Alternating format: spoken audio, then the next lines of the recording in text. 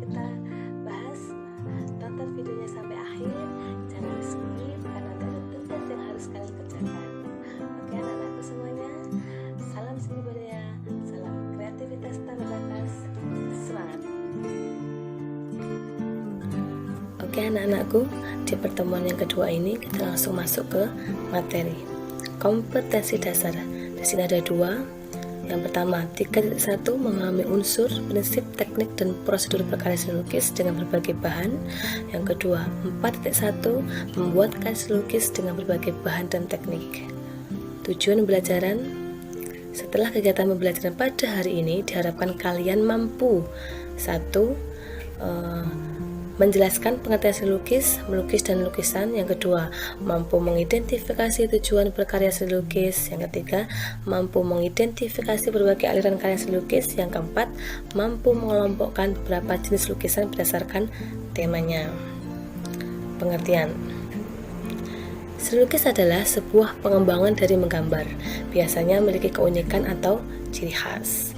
Melukis adalah kegiatan mengolah medium 2 dimensi atau permukaan data dari objek 3 dimensi untuk mendapat kesan tertentu dengan melibatkan ekspresi, emosi, dan gagasan pencipta secara penuh.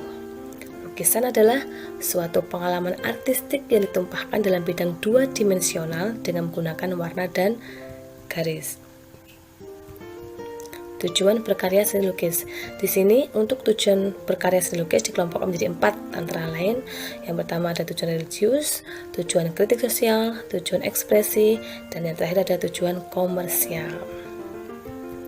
Yang pertama, tujuan religius. Lukisan ini dibuat sebagai pengabdian ditujukan kepada Tuhan, nenek moyang, atau para dewa, baik politeisme atau monoteisme. Contoh, di sini ada 2 gambar. Yang pertama ada gambar dari lukisan di Gua Liang-Liang Maros, Sulawesi Selatan. Yang kedua ada lukisan kaligrafi. Yang kedua, tujuan kritik sosial. Lukisan ini dibuat berdasarkan adanya kesenjangan sosial, peristiwa politik, ketidakberdayaan serta perilaku kehidupan lain yang terjadi dalam masyarakat. Kritik ini disampaikan berupa bentuk kritik yang bersinggungan dengan pemerintah. Di sini contohnya ada karya dari Joko Peke dengan judul Berburu Celeng. Yang ketiga, tujuan ekspresi. Lukisan ini dibuat sebagai media ekspresi dan juga media mencurahkan emosi atau perasaan. Di sini, seorang seniman benar-benar mencurahkan semua ekspresi dan perasaannya ke dalam sebuah lukisan. Contoh, karya dari Avandi yang berjudul Potret Diri. Keempat, terakhir, tujuan komersial. Lukisan ini diciptakan lebih mengutamakan aspek komersial. Apa itu aspek komersial? Yaitu diperjualbelikan sehingga mendapatkan keuntungan. Seorang seniman yang memiliki tujuan komersial akan melukis dengan mengutamakan selera pasar atau selera pembeli. Di sini ada contoh lukisan yang diperjualbelikan di Pasar Seni Sukowati, Gianyar, Bali. Selanjutnya kita akan bahas mengenai aliran seni lukis. Nah, di sini ada 2. Satu, representatif, perwujudan gaya seni rupa menggunakan keadaan nyata pada kehidupan masyarakat dan gaya alam. Yang kedua, non representatif, perwujudan aliran seni lukis yang menekankan pada unsur-unsur formal. Untuk gaya representatif nanti akan kita bahas 7 macam aliran. Ada naturalisme, realisme, romantisme, ekspresionisme, impresionisme, surrealisme, dan kubisme. Yang pertama, naturalisme, yaitu aliran seni lukis yang penggambarannya alami atau sesuai dengan keadaan alam. Aliran ini mencoba memvisualisasikan sebuah keadaan alam ke atas sebuah kanvas. Ciri-cirinya menggunakan tema alam, mengutamakan unsur-unsur keindahan alam, menampilkan unsur alam yang objektif, tidak melibatkan ekspresi. Tokohnya ada Abdullah Suribroto, Basuki Abdullah, dan lainnya. Contohnya di sini ada karya dari Basuki Abdullah yang berjudul Pantai Flores. realisme, yaitu aliran yang memandang dunia ini apa adanya tanpa menambah dan mengurangi objek, penggambarannya sesuai dengan kenyataan hidup. Ciri-cirinya mengangkat peristiwa keseharian yang dialami oleh kebanyakan orang, kemudian menggambarkan masyarakat dalam situasi yang nyata, kemudian yang ketiga menggambarkan manusia dari semua kelas.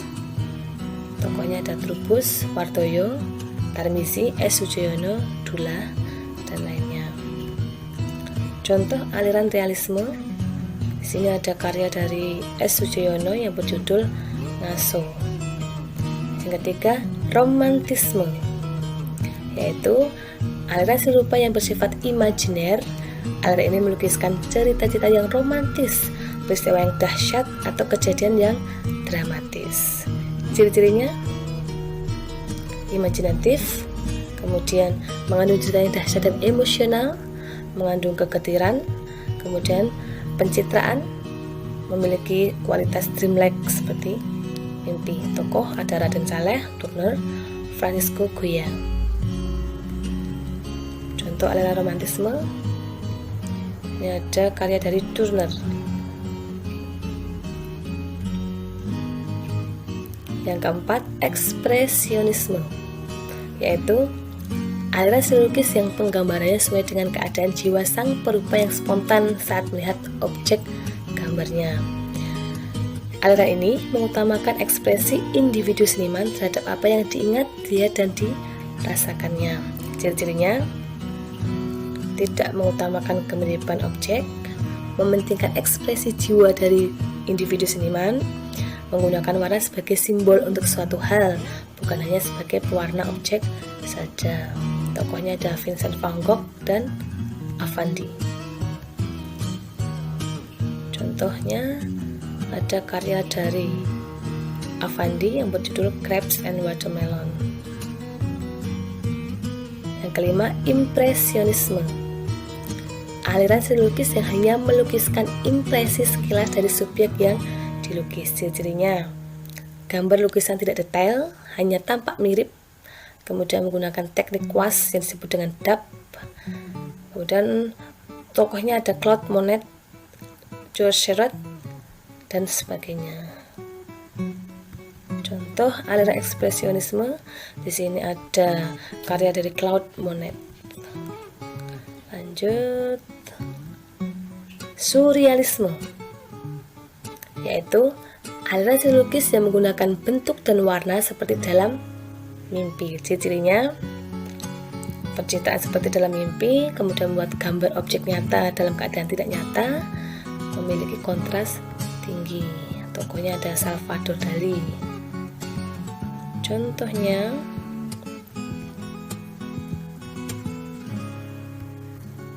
ini ada karya dari Salvador Dali yang berjudul The Persistence of Time.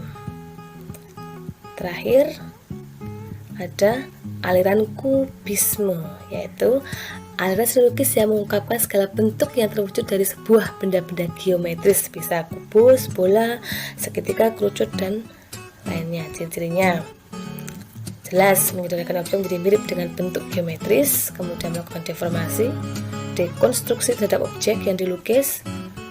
Tokohnya ada Pablo Picasso, Georges Braque. Kemudian untuk contoh aliran kubisme, di sini ada karya dari Pablo Picasso yang berjudul Francois Claude and Paloma. Selanjutnya kita masuk ke tema seni lukis. Apa itu tema? Tema adalah gagasan, ide, atau pokok pikiran yang ada di dalam sebuah karya seni, baik dalam bentuk karya seni rupa 2 dimensi maupun serupa 3 dimensi. Nah, macam-macam tema dalam seni lukis di sini ada 6. Yang pertama, hubungan manusia dengan dirinya. Kedua, hubungan manusia dengan manusia lain. Hubungan manusia dengan alam sekitar. Hubungan manusia dengan alam benda. Hubungan manusia dengan aktivitasnya. Dan yang terakhir adalah hubungan manusia dengan alam khayal. Yang pertama, hubungan manusia dengan dirinya. Maksudnya adalah seorang pelukis itu bisa menggunakan dirinya atau potret dirinya sebagai objek lukisannya. Seperti ada Raden Saleh, Basuki Abdullah, Affandi, dan sebagainya. Contoh karya dari Affandi yang berjudul Potret Diri. Yang kedua, hubungan manusia dengan manusia lain. Di sini maksudnya adalah seorang pelukis bisa mengekspresikan rasa keindahannya dengan menggunakan objek orang-orang yang ada di sekitarnya. Bisa orang tuanya, saudara, teman, sahabat, atau bahkan orang yang tidak dikenal sekalipun. Contoh tema manusia dengan manusia lain. Yang ketiga, hubungan manusia dengan alam sekitar. Nah, di sini yang dijadikan objek untuk mengungkapkan ekspresinya adalah alam sekitar, karena alam sekitar sangat menarik bagi para pelukis untuk mengungkapkan cita rasa keindahannya. Bisa berupa pemandangan, gunung, laut, sawah, hutan, sungai, dan sebagainya. Ini ada contoh lukisan dengan menggunakan tema alam sekitar.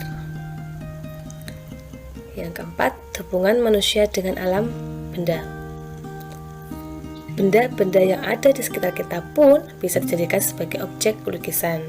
Apa aja? Bisa gelas, cangkir, kendi, teko, vas bunga, lemari, meja kursi, dan masih banyak yang lainnya. Contohnya, lukisan tema manusia dengan benda. Yang kelima, hubungan manusia dengan aktivitasnya. Nah, aktivitas manusia dalam kehidupan sehari-hari pun bisa dijadikan sebagai objek lukisan. Seperti halnya menari, jual beli di pasar, menggembala ternak, dan sebagainya. Nah, di sini ada lukisan tema manusia dengan aktivitasnya. Ini berupa aktivitas yang ada di pasar.